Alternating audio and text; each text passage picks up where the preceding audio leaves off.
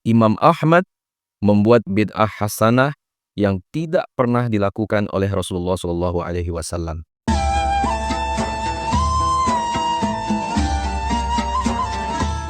Bismillahirrahmanirrahim. Alhamdulillahilladzi an'amana bini'matil imani wal islam. Wa nusalli wa nusallimu ala khairil anam Sayyidina Muhammadin wa ala alihi wa sahbihi ajma'in, amma ba'du. Ashabiku semua dimuliakan Allah Subhanahu wa ta'ala. Para Wahabi, khususnya Wahabi Indonesia, sering mengaku sebagai penganut mazhab Hambali. Akan tetapi mereka seringkali justru mengingkari atau bahkan menyalahkan praktek-praktek dan amal yang dicontohkan generasi salaf yang dilakukan oleh Ahlus Sunnah wal Jamaah. Padahal amal-amal tersebut bersesuaian dengan apa yang dilakukan oleh Imam Ahmad atau mazhab Hambali. Sebagai contoh, dalam kitab Masyail Abdullah bin Ahmad bin Hambal, juz 1 halaman 447, dikatakan Imam Ahmad menuliskan bacaan-bacaan penjagaan untuk orang-orang yang dirasuki jin dan untuk keluarga dan kerabatnya yang demam. Orang Jawa menyebut minta su atau jimat perlindungan. Yang kedua, Imam Ahmad juga menulis jimat untuk perempuan yang sulit melahirkan pada sebuah tempat yang bersih. Ya, mirip Mbah Yai. Yang ketiga, Imam Ahmad juga membaca ta'wil pada sebuah air, kemudian diminumkan kepada orang yang sakit dan disiramkan pada kepalanya. Orang Jawa menyebut minta damu Mbah Yai. Yang keempat, Imam Ahmad juga bertabarruk dengan mengambil sehelai rambut Rasulullah SAW lalu diletakkan pada mulutnya dan mengecupnya. Bukan syirik, kan? Yang kelima, Imam Ahmad juga meletakkan rambut Rasulullah SAW pada kepala atau kedua matanya, kemudian dicelupkan ke dalam air dan air tersebut diminum untuk obat. Ya, mirip Mbah Yai di Jawa, ya. Ya, ternyata kiai-kiai kita itu, kiai-kiai di Jawa itu mengikuti Imam Ahmad. Nah, yang keenam, Imam Ahmad membuat bid'ah hasanah yang tidak pernah dilakukan oleh Rasulullah SAW. Ya. Bid'ah yang dilakukan oleh Imam Ahmad bin Hambal, ya, Al-Imam Ahmad bin Hambal termasuk ulama mujtahid yang mengakui dan telah melakukan bid'ah. Ya. Hal tersebut dapat dilihat dengan memperhatikan fatwa beliau kepada muridnya. Bid'ah pertama, Al-Imam Ibnu Qudamah Al-Maqdisi, ya, meriwayatkan dalam kitab Al-Mughni, juz 1 halaman 838. Ya. Begitu juga Al-Imam Ibnu Qayyim Al-Mujassim, murid dari Imam Ibnu Taimiyah, menjelaskan, ya, di dalam kitab Jala Al-Afham karya Imam Ibnu Al-Qayyim halaman 479.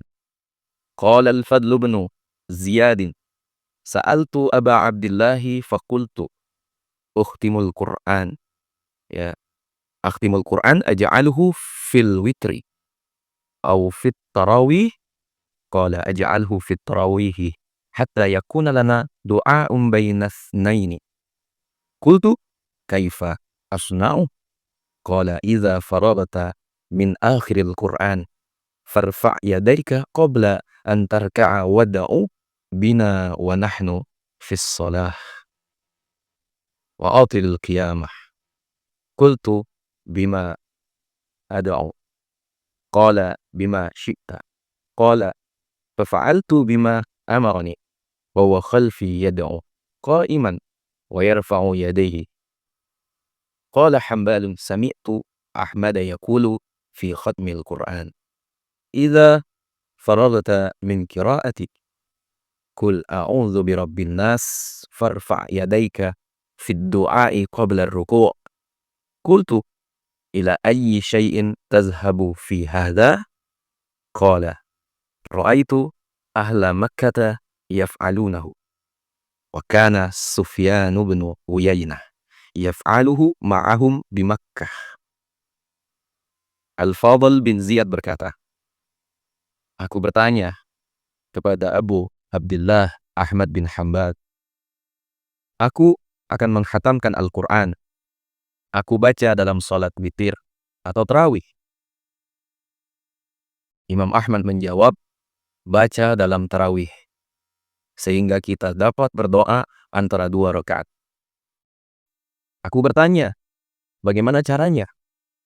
Beliau menjawab, bila kamu selesai dari akhir Al-Quran, angkatlah kedua tanganmu sebelum ruku.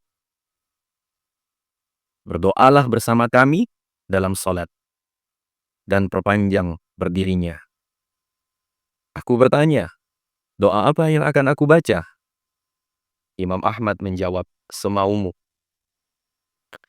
Al-Fadl berkata, lalu aku lakukan apa yang beliau sarankan. Sedangkan beliau berdoa sambil berdiri di belakangku, dan mengangkat kedua tangannya. Imam Ahmad bin Hanbal berkata, aku mendengar Ahmad berkata mengenai khatmil Quran, bila kamu selesai membaca Qul a'udzu birabbin nas, maka angkatlah kedua tanganmu dalam doa sebelum ruku. Lalu aku bertanya, apa dasar Anda dalam hal ini? Beliau menjawab, aku melihat penduduk Mekah melakukannya, dan Imam Sufyan bin Uyainah melakukannya bersama mereka. Imam Ibnul Qayyim dalam Jala' Al-Afham halaman 226. Bid'ah kedua yang dilakukan oleh Al-Imam Ahmad bin Hanbal adalah mendoakan gurunya dalam salat, sebagaimana diriwayatkan oleh Al-Imam Al-Hafiz Al-Baihaqi di dalam kitab Manaqib Imam Asy-Syafi'i karya Imam Al-Baihaqi juz 2 halaman 254.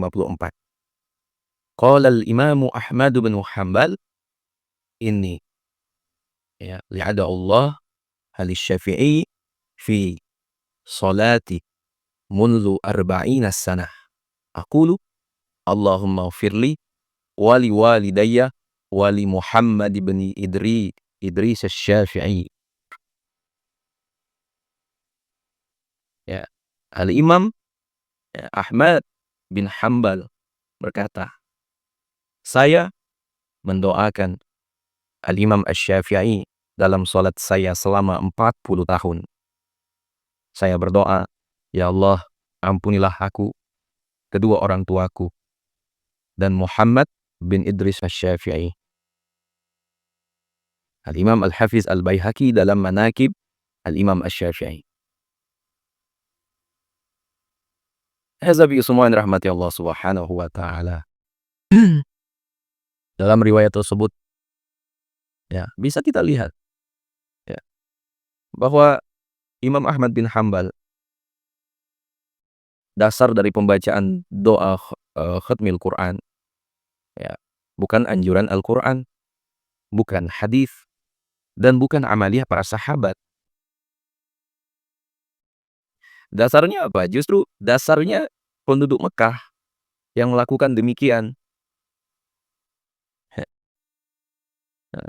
Pada bab kedua, tidak ada riwayat dari hadis maupun dari sahabat mendoakan orang tua dan guru dalam sujud di dalam sholat. Imam Ahmad melakukannya selama 40 tahun. dengan redaksi doa susunan beliau sendiri. Sahabat kesemuan rahmati Allah Subhanahu wa taala.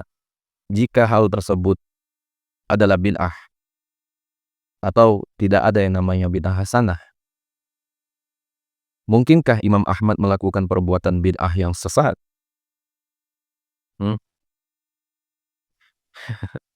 Dan beranikah penganut sekte Wahabi mengatakan bahwa Imam Ahmad bin Hambal telah melakukan perbuatan sesat? Sahabat semua, bid'ah hasanah Imam Ahmad bin Hambal. Ya, dalam kitab Tabaqat Al-Hanabilah karya Imam Ibnu Abu Ya'la ditahqiq oleh Syekh Ibnu Utsaimin, ulama Wahabi, ulama panutan Wahabi, 71 halaman 331 sampai 332. Ya, dikatakan Ja'far bin Muhammad bin Ma'bad berkata, saya melihat Ahmad bin Hambal setelah Jumat salat 6 rakaat. Ya, masing-masing 2 rakaat.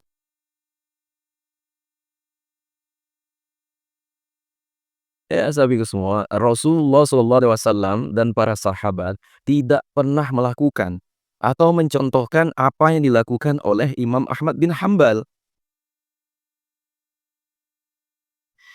Ya, apakah berani penganut Wahabi mengatakan Imam Ahmad bin Hambal sebagai ahli bid'ah?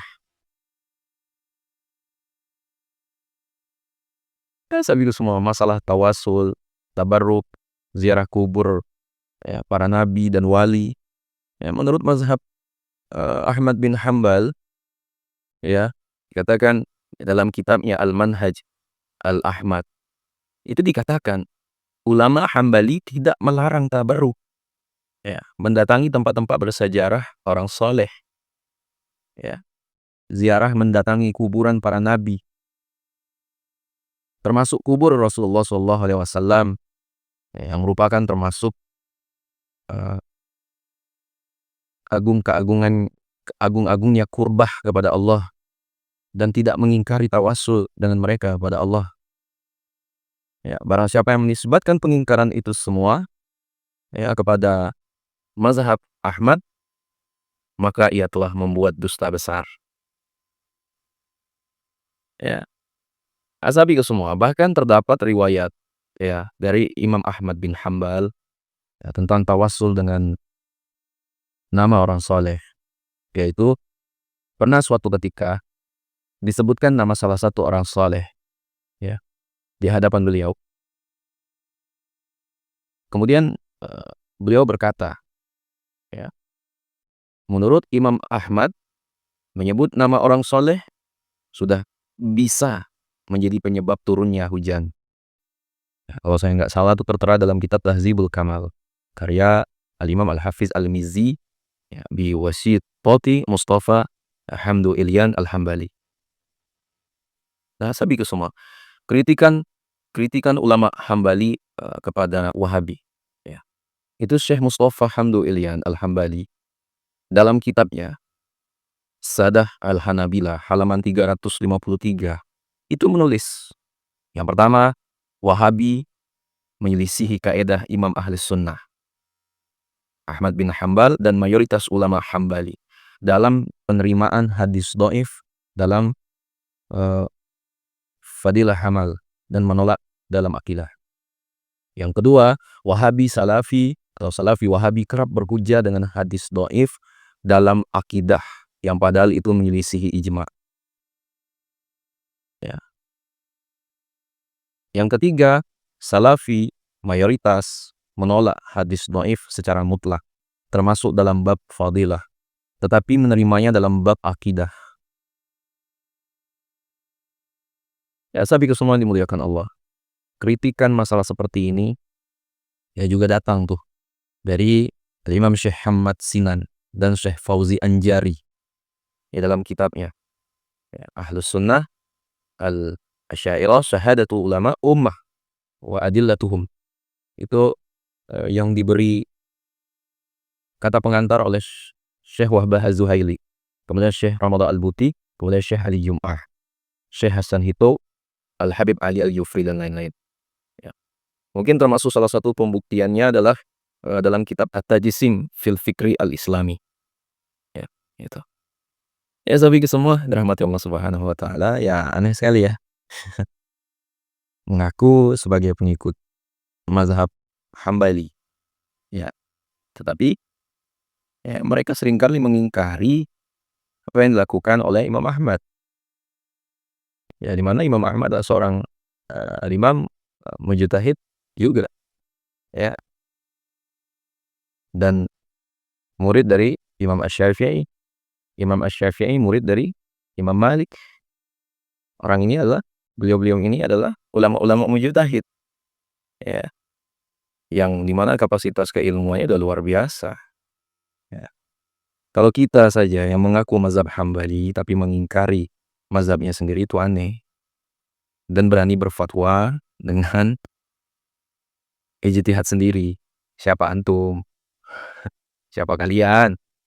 Ya, sudah merasa menjadi seorang imam mujtahid kah? Hah? Wah, kalau kami sendiri belum mampu ya. Kami masih taklid ya, masih mengikuti ulama ya. Ahlus sunnah itu ya mengikuti ulama, ulama yang lurus. Ya, itu tadi. Ya, walaupun zaman sekarang itu kalau kita lihat ya, banyak ya, ulama-ulama yang ya kalian bisa tahu sendirilah. Nah, maka pantas ya, kita mengikuti yang lurus, ya. Jangan yang salah kita ikutin, apalagi yang nggak bersanad. Ya, referensi kami gitu, ulama-ulama yang mungkin ya bisa kalian dengarkan ya kajian ilmunya. Ya, dari kalangan kiai itu ada Gus Baha, ya. Nah, kemudian kalau di kalangan ustaz itu ada Ustaz Abdul Somad, kemudian eh, Ustadz Adi Hidayat, ya. Itu boleh kalian tuh ya dengerin ngaji beliau-beliau tersebut. Kalau di kalangan para habaib itu ada Habib Umar, Al-Habib Umar bin Muhammad bin Salim bin Hafiz, kemudian Al-Habib Ali Jupri, ya, kemudian santri-santrinya, murid-muridnya eh, Habib Umar, ya, yang memang benar-benar santrinya Habib Umar ya. Apalagi santri yang pertama Habib Umar itu seperti Habib Hasan Mufdor, kemudian eh, Habib Jamal Ba'agil, kemudian ada lagi Habib Jindan bin Novel bin Jindan, kemudian Habib Ahmad bin Jindan, ya. Nah, itu santri-santrinya Habib Umar itu. Ya, sabi semua dirahmati Allah Subhanahu wa taala. Jangan dengar ya kita bisa lihat sekarang itu antara ya betul kata Ki Haji Nurdin MZ, antara dukun dengan ustadz sekarang itu beda tipis. Ya. Nah, maka pandai-pandailah, ini dukun atau ustadz nih. Ya, kalau memang benar-benar ustadz, dia ngaji, ya, ngajari ilmu, ya. Ya, walaupun ada sedikit-sedikit ya pembahasan tentang ilmu hikmahnya, ya. Nah, itu sabi ke semua. Jadi sekali lagi yang masih mengingkari eh, Imam Ahmad, bagaimana nih? Sabi ke semua dimuliakan Allah, yang mungkin itu dapat kami sampaikan. Ya, sekiranya video bermanfaat, jangan lupa share pada orang kita cintai, dan juga jangan lupa share ke akun media sosial kalian yang lainnya, ya, agar jauh lebih bermanfaat lagi. Ya. Wallahu a'lam. Assalamualaikum warahmatullahi wabarakatuh.